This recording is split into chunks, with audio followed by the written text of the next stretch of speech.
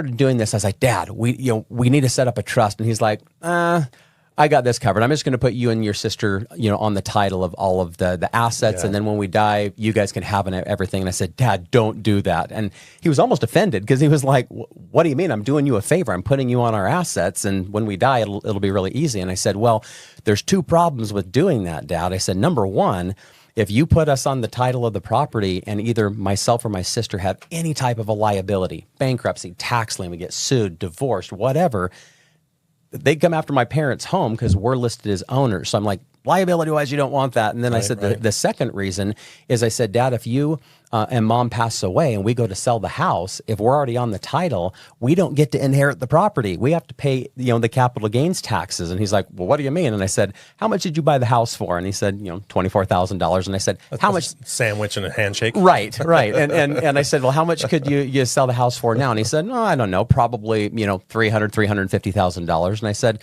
well, if we did kind of simple math online, I said, if you and Mom passed away and we sold the home for $350,000 and you bought it for 24, that means there's been a $326,000 gain, and we'd have to pay capital gains taxes on that, roughly around 20%. And I'm like, Dad, don't do that. And so by having these assets into the trust, then when my parents pass away, then those assets get a step up in basis. So if all of a sudden my mom and dad died and that house is now worth $500,000, we get to sell it for $500,000 and we don't pay anything in capital gains.